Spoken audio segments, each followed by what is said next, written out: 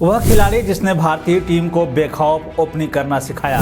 1983 के विश्व कप में सबसे ज्यादा रन बनाने वाला खिलाड़ी, वनडे स्ट्राइक रेट रैंकिंग में 10 सालों तक रहे शीर्ष पर। ऑस्ट्रेलिया के मिशेल ओवल मैदान पर एकमात्र रन बनाने वाले दुनिया के बल्लेबाज। चकदे क्रिकेट के आज के सेगमेंट में बात एक ऐसे खिलाड़ी के बारे में जिसके लिए यह कहा जाता है कि 80 के दशक में अगर T20 मुकाबला हुआ होता तो यह खिलाड़ी छक्के और चौके लगाने में पहले स्थान पर होता। इसके बल्लेबाजी का अंदाज बेखौफ था। यह बल्लेबाज इस बात की चिंता नहीं करता था कि पिच की स्थिति क्या है, कौन गेंदबाज गेंदबाजी कर रहा है, बस गेंदबाज की पिटाई करना है तो करना है। इस खिलाड़ी के बारे में यह कहा जाता है कि सुनील गावस्कर के साथ ये सलामी बल्लेबाज के रूप में मैदान पर आते थे। एक तरफ गावस्कर धीरे धीरे रन को आगे बढ़ाते तो वहीं दूसरी तरफ खिलाड़ी गेंद को बाउंड्री लाइन के पार पहुंचाने में विश्वास रखता था। इस बल्लेबाज से हमेशा यह उम्मीद की जाती थी कि जब वह मैदान में आए तो रनों की बारिश कर दे। आज हम बात करने जा रहे हैं 80 के दशक के बेखौफ, बेपरवाह, विस्फोटक बल्लेबाज श्रीकांत के बारे में। कृष्णमाचारी श्रीकांत का जन्म 21 दिसंबर 1959 को चेन्नई के तमिलनाडु में हुआ था। इनकी शुरुआती शिक्षा दीक्षा सेंट वेट्स Anglo Indian higher secondary school और विद्या सागर प्ले स्कूल और विद्या मंदिर सीनियर सेकेंडरी स्कूल में इनकी शुरुआती पढ़ाई लिखाई हुई थी। इसके बाद इन्होंने इंजीनियरिंग की पढ़ाई के लिए इंजीनियरिंग कॉलेज गिंडी में BE तथा इलेक्ट्रॉनिक इंजीनियरिंग से पढ़ाई की। पढ़ाई के बाद श्रीकांत तमिलनाडु और दक्षिण क्षेत्र के लिए घरेलू क्रिकेट खेला। इन्हें साल 1981 में इंग्लैंड के खिलाफ अहमदाबाद में अपना पहला अंतर्राष्ट्रीय पदार्पण किया। इसके 2 ही दिन के बाद इंग्लैंड के खिलाफ बॉम्बे में टेस्ट डेब्यू भी करने का मौका मिल गया। इन्होंने अपने पहले टेस्ट मैच में सुनील गावस्कर के साथ बल्लेबाजी की शुरुआत की थी। तब श्रीकांत आक्रामक बल्लेबाजी के लिए जाने जाते थे। उनका यह आक्रामक शैली लोगों को खूब पसंद आता था, लेकिन श्रीकांत जैसे जैसे अपने क्रिकेट करियर को आगे बढ़ाते गए उसमें स्थिरता देखने को मिली। वे अब कुछ हद तक अपनी आक्रामकता को कम करने लगे थे, जिसके बाद से भारतीय टीम के मुख्य धारा में वे जुड़ गए, यानी कि प्रमुख बल्लेबाज के तौर पर सामने आए। हालांकि श्रीकांत की एक आदत बहुत खराब थी, जिसके चलते विपक्षी टीम भी हंस देते थे और साथ ही खिलाड़ी पवेलियन से गुस्सा करते थे। दरअसल हुआ यह था कि अपने पहले टेस्ट मैच में इंग्लैंड के खिलाफ बल्लेबाजी कर रहे थे। पारी के दौरान क्रीज से बाहर निकलने की अपनी आदत से मजबूत श्रीकांत क्रीज से बाहर आ गए। तभी इंग्लैंड के फील्डर ने उन्हें रन आउट कर दिया। श्रीकांत की यह गलती देख मैदान में खिलाड़ी हंस रहे थे तो वहीं साथी खिलाड़ी ड्रेसिंग रूम में गुस्सा कर रहे थे। श्रीकांत के बारे में यह कहा जाता है कि उन्होंने अपने खेल के बदौलत क्रिकेट में एक नए शब्द का इजाद किया था, जिसका नाम है हिटिंग, जो कि बाद के समय में कई बेहतरीन बल्लेबाजों के नाम के साथ जुड़ गया, जैसे सचिन तेंदुलकर, संजय जयसूर्या, वीरेंद्र सहवाग, एडम गिलक्रिस्ट, रोहित शर्मा को तो हिटमैन के नाम से जाना ही जाता है। आइए अब एक नज़र डाल लेते हैं श्रीकांत के दिलचस्प फैक्ट को लेकर। वेस्टइंडीज के खिलाफ लॉर्ड्स के मैदान में 1983 के विश्व कप में श्रीकांत सबसे ज़्यादा रन बनाने वाले खिलाड़ी बने थे। इस विश्व कप में उन्होंने अपनी पारी की शुरुआत करते हुए 57 गेंदों में 7 चौके और 1 छक्के की मदद से 38 रन की शानदार पारी खेली। आपको जानकर हैरानी होगी कि उस दौरान वेस्टइंडीज के तेज गेंदबाजों का दबदबा था। कहा जाता है कि वेस्टइंडीज के तेज गेंदबाजों के सामने बल्लेबाजों की एक न चलती थी, लेकिन श्रीकांत इन गेंदबाजों से कभी न डरे। उन्होंने Michael Holding, Andy Roberts, Joel Garner और मैकलम मार्सन जैसे तेज गेंदबाजों का डटकर सामना किया और भारतीय टीम के लिए रन भी बनाए। इसके साथ साथ साल 1985 में मेलबर्न में खेले गए मुकाबले में पाकिस्तान के खिलाफ फाइनल में श्रीकांत की शानदार 67 रन की पारी खेली थी। इस मैच के दौरान उन्होंने 6 चौके और 2 छक्के लगाए थे, जिसके बदौलत भारत की टीम यह मैच 8 विकेट से जीतने में कामयाब रही। 1983 के विश्व कप से ठीक पहले सितंबर 1982 में भारत और श्रीलंका के बीच खेले गए मुकाबले में इस मैच में श्रीकांत ने सिर्फ 66 गेंदों में 95 रन की धमाकेदार पारी खेली। इस पारी में श्रीकांत ने 13 चौके और 1 छक्के लगाए थे।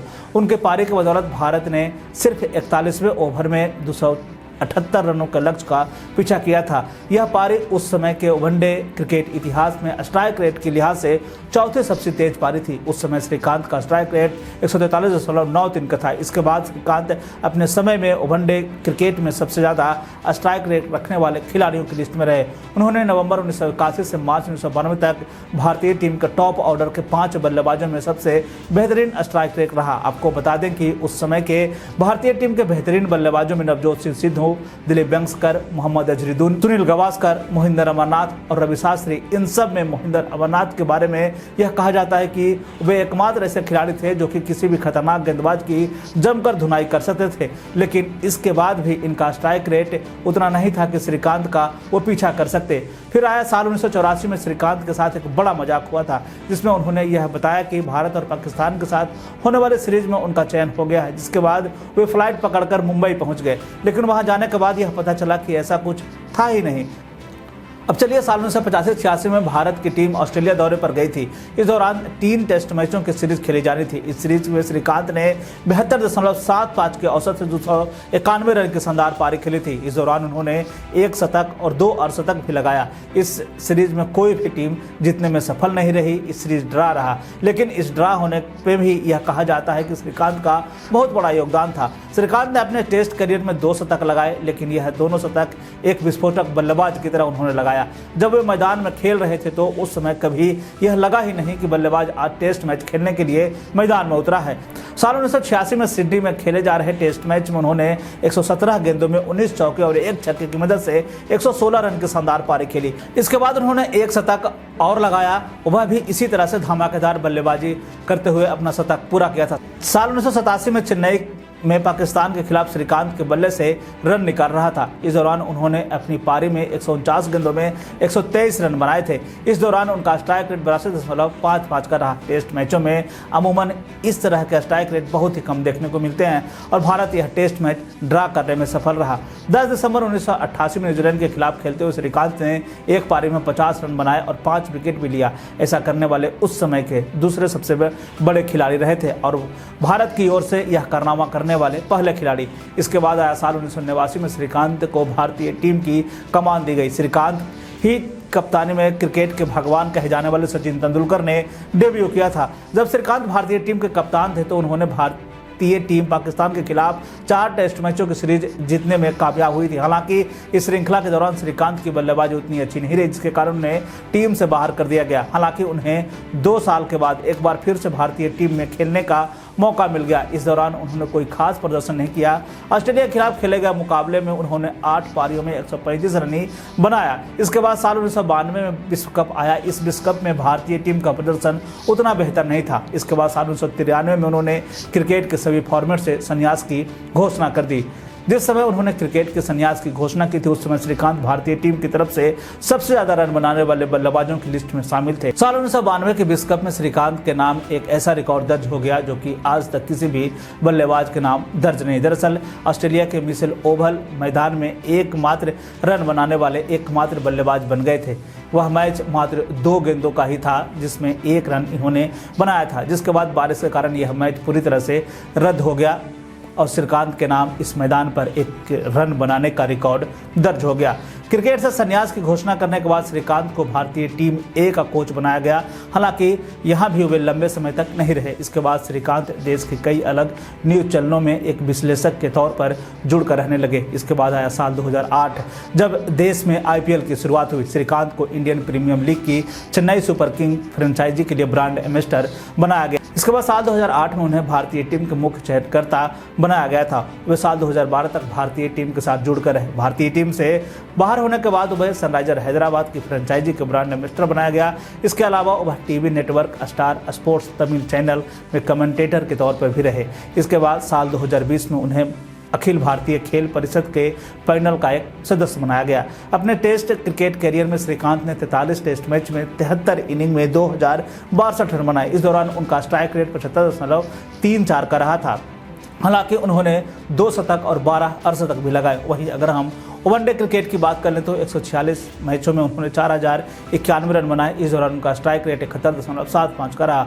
वनडे में उन्होंने 4 शतक और 27 अर्धशतक भी लगाया।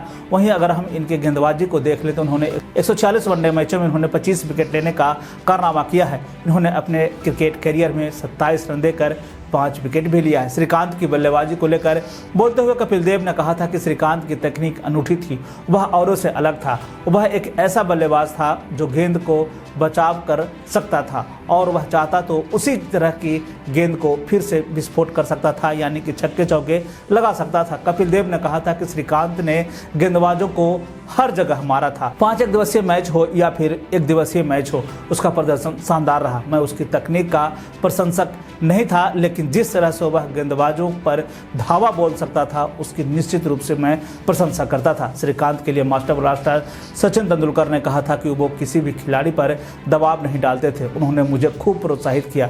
कई बार तो उन्होंने कहा था कि तुम भारतीय टीम के कप्तान बनने जा रहे हो, मुझे मत भूलना। सचिन ने कहा था कि मैं भाग्यशाली हूँ कि मुझे उनकी कप्तानी में खेलने का मौका मिला। वह एक मिलनसार व्यक्ति है। श्रीकांत के 2 बेटे हैं, अनिरुद्ध और आदित्य, दोनों क्रिकेट खेलते हैं। आपको बता दें कि अनिरुद्ध तमिलनाडु के लिए घरेलू क्रिकेट खेलते हैं, साथ ही साथ उन्होंने अंडर 19 टीम के लिए खेला है, साथ साथ IPL में चेन्नई की तरफ से और हैदराबाद की टीम का हिस्सा रह चुके हैं। आपको बता दें कि श्रीकांत को क्रिकेट के साथ साथ डांस में भी रुचि है, इसीलिए उन्होंने एक रियलिटी शो झलक दिखला जा में भी हिस्सा लिया है।